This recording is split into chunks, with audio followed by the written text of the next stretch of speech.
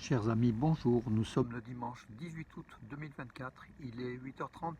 Quelques news de l'Arménie, de l'Artsakh et de la diaspora arménienne. À l'initiative du ministère arménien des Affaires étrangères se tiendra à Yerevan, donc du 9 au 11 septembre, une conférence Dialogue de Yerevan, le dialogue de Yerevan. Donc, à l'occasion de ce dialogue de Yerevan, le ministre arménien des Affaires étrangères prononcera un discours. D'ailleurs, il a publié le texte du discours. Il affirme: nous sommes à une étape historique avec l'opportunité de parcourir le chemin d'un avenir pacifique et prospère. Voilà donc une petite caricature donc, ça m'a été inspiré par l'information que hier j'ai publiée donc, sur les réseaux sociaux, sur Arménie News, Nouvelles d'Arménie Magazine.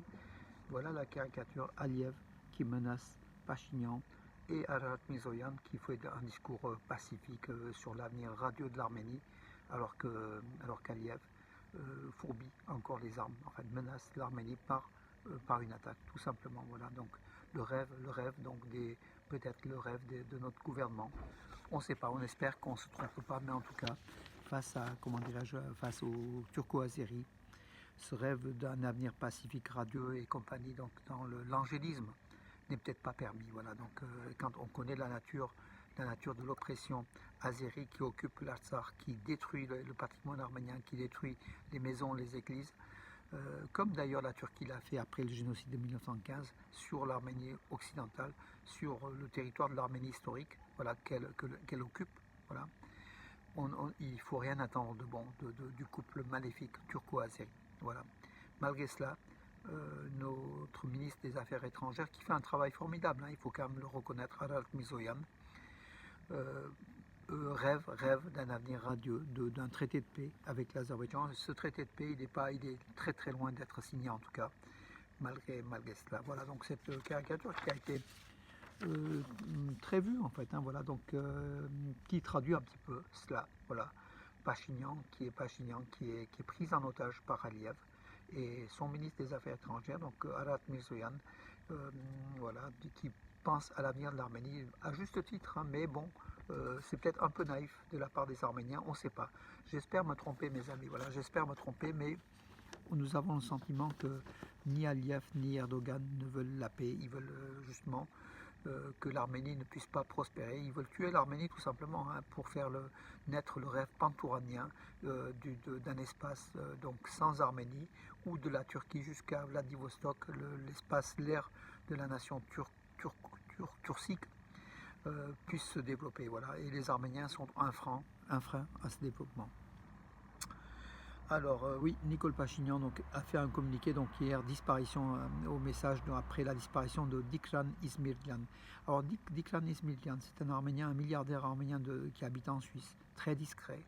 On voit pratiquement pas, il n'y a pratiquement pas de photos de lui, il n'y a que quelques photos que je n'ai pas publiées sur les réseaux sociaux ou sur internet de lui, il est très discret.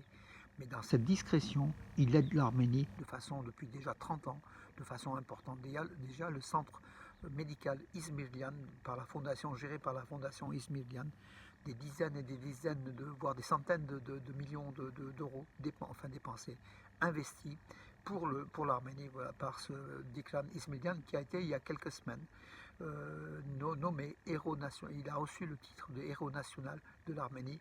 Son fils est venu à Yerevan récupérer donc la médaille et puis le diplôme, enfin le certificat de héros national d'Arménie, donc par le gouvernement Pachinian. Il vient de disparaître, voilà, Dikran Ismirlian, et Pachinian a fait un message de remerciement à ce héros national de l'Arménie qui aide l'Arménie et dont son œuvre continuera grâce à son fils et puis sa famille, hein, par la fondation Ismirlian à continuer. L'Arménie en a besoin. Ne serait-ce que déjà ce centre médical Ismirlian qui a des dizaines de milliers d'Arméniens qui ont été soignés. Donc déjà c'est une très très belle action à Yerevan en Arménie. Et puis Ismirlian ne s'arrête pas qu'à ce centre médical, hein. Il fait aussi de nombreuses choses, de nombreux investissements au profit de l'Arménie. Bravo. Voilà. En Arménie, la journée de la ville de Kapan, chef-lieu donc de la région de Sunik, hein, de Zangezur, ce sud de l'Arménie convoité par l'Azerbaïdjan et la Turquie. Donc la journée de la ville de Kapan a été hier fêtée de façon assez importante. Voilà, donc Kapan, Rapan, comme les Arméniens disent, c'est à sa fête, voilà, donc, et c'était hier, la fête de Kapan, avec de nombreux artistes, de nombreux concerts, voilà, donc qui ont égayé la vie des habitants de Kapan, et puis des invités hein, qui étaient venus aussi depuis Yerevan, et puis même de l'étranger. Bravo, bravo à cette ville de Kapan qu'on soutient de toutes nos forces, voilà. Et que l'Iran soutient aussi, puisque l'ambassadeur d'Iran était aussi à Kapan, hein, donc voilà, donc à l'occasion de cette ville, cette journée de fête. L'ambassade, d'ailleurs, l'Iran a un consulat à Kapan. La Russie veut faire un consulat, donc pour établir un consulat. La France avait parlé à un moment donné, mais là on voit que bon, il n'en est peut-être pas question à l'heure actuelle, en tout cas on verra. J'aurai aussi une information peut-être à vous donner, mais j'attends un petit peu qu'on publie sur Nouvelles d'Arménie magazine avant de vous la donner, une très très bonne information au niveau de la France et de l'Arménie. Voilà mes amis pour cela. Des représentants des médias ont visité donc des centres à la frontière, en fait, des points de frontaliers de la défense arménienne en compagnie de Soulen Babikan qui avait invité donc les médias arméniens à suivre donc son parcours. Ils ont eu tous les éléments qu'ils voulaient.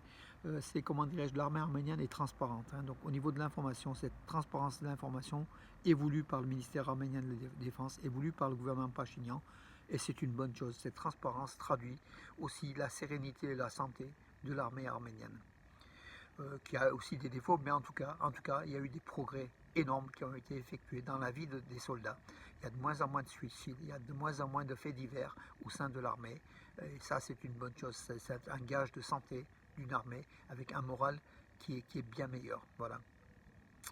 Henrik Mkhitaryan, donc hier a commencé le championnat d'Italie. Hein. Henrik Mkhitaryan, 35 ans, il a affirmé que je déciderai de continuer ou d'arrêter ma carrière à l'Inter de Milan. Voilà, donc il va a priori continuer, puisqu'hier il a disputé son premier match du championnat d'Italie de la saison 2024-25. Il est sorti au bout de 63 minutes, je crois qu'il a joué 1 heure à peu près. Il a bien joué, par contre Milan, l'Inter a perdu. C'est pas de la faute d'Henrik Mkhitaryan qui a lui très très bien joué. En tout cas, voilà, bravo. Et on espère qu'il aura une carrière longue. En attendant, mes amis, cette semaine, donc les premiers matchs donc, de barrage des deux clubs arméniens qualifiés pour les barrages de l'UEFA Conference League, voilà, avec Punic et Noah. Donc Punic, champion d'Arménie, et Noah, vice-champion d'Arménie. Tous les deux sont qualifiés pour le 4e tour hein, de l'UEFA Conference League dans les éliminatoires en fait. Voilà. Et là c'est le barrage. Après ce sont les phases de poule s'ils passent. Hein. C'est un match aller-retour en tout cas. Les deux rencontres sont cette semaine. On suivra donc, c'est je crois mercredi et jeudi, ou mercredi tous les deux. Je vous donnerai donc les dates pour que vous puissiez aussi suivre par la télévision publique d'Arménie, par internet. Hein, voilà. Que dire d'autre mes amis? Alors je regarde les informations. Oui, plutôt week-end camp. Aujourd'hui, beaucoup d'églises arméniennes, donc on est le 18, autour du 15 août. C'est souvent autour du 15 août. Ça peut tomber du 12 au 18 en fait. Hein, donc la journée la plus proche, le dimanche le plus proche, l'église arménienne fête la fête du raisin en fait, de l'Assomption, la Sainte Vierge, la fête de Marie, fils de Dieu, donc non, mère de Dieu, pardon. Donc celle qui a donné naissance à Jésus-Christ. Et dans les églises arméniennes, donc la tradition et la bénédiction du raisin. Donc après la bénédiction, les fidèles partent chez eux avec une grappe de raisin pour justement commencer à consommer du raisin. C'est à partir de la bénédiction du raisin que les fidèles arméniens peuvent déguster le raisin. Certains n'attendent pas cette bénédiction, mais la tradition arménienne de l'église arménienne veut qu'on mange du raisin après sa bénédiction. Nous, on était hier soir donc à l'église catholique arménienne de Valence, voilà, à la chapelle des pères rédemptoristes de Valence, avec le père Vartabet Krikor Mikaelian qui est venu de Lyon faire une messe et une bénédiction du raisin. Beaucoup de monde, hein, une 60aine de personnes qui étaient très des fidèles et puis un public, hein, voilà, qui ont une très très belle messe, voilà, avec le bonheur donc du père Krikor Mikaelian qui a retrouvé ses fidèles. D'ailleurs, il a affirmé qu'il était heureux de retrouver autant de monde, voilà, toujours unis après 10 mois d'absence. De temps en temps, il viendra à Valence sans doute faire cette messe. Et aussi, on remercie Jean-Marc Abattu qui a de l'église catholique arménienne de Valence qui a tout fait pour avoir justement cette église sous forme de prêt à titre gracieux par les pères rédemptoristes. De temps en temps, l'église catholique arménienne, il fera des messes, des saintes messes. On verra la cadence. En tout cas, on vous communiquera. En tout cas, merci au père Krikor Mikhailian. Voilà. Donc, et en plus, cette messe-là, c'est dans le rite arménien, comme de l'église, pratiquement l'église apostolique arménienne. Il n'y a qu'une chose qui change, c'est ce qu'il a dit. Donc, c'est ce qu'on voit donc lors de la messe. On fait juste référence au pape au lieu de faire référence au Catholicos Karikin II dans l'église arménienne, c'est Catholicos Karikin II ou Aram Ier de la grande maison de Cilicie pour l'église cilicienne arménienne, puisqu'il y a deux églises encore arméniennes, et l'église catholique arménienne, c'est le rite arménien normal en fait de l'église apostolique arménienne, à part qu'il y a juste dans l'homélie une référence, ou dans la messe une référence faite au pape. Voilà la seule différence, en tout cas, nous on se sent chez nous en tout cas, tant à l'église arménienne qu'à l'église apostolique arménienne, qu'à l'église évangélique arménienne, qu'à l'église catholique arménienne, et effectivement l'église catholique arménienne de rite des méritaristes, est quand même quelque chose de chaleureux, beaucoup plus que ceux qui sont de rites proches de Rome. Là, ce sont des rites proches, ce sont des nuances en fait que beaucoup ne connaissent pas, mais c'est important, voilà. On est dans l'arménité, dans la tradition arménienne, et on est aussi bien sûr dans la foi arménienne, qui se traduit à travers ces magnifiques messes. Mes amis, si aujourd'hui vous avez l'occasion aussi d'aller dans vos églises, à la fête de l'Assomption, donc la bénédiction du raisin, ne vous privez pas, mes amis. Saint-Etchmiadzin le fait aussi. On va le suivre à la télé publique d'Arménie dans quelques temps, hein. Donc ce matin, vous pouvez suivre aussi sur la chaîne de la télé publique d'Arménie cette messe de l'Assomption, bénédiction du raisin. Voilà mes amis pour aujourd'hui. Je vous donne rendez-vous à demain et bonne journée.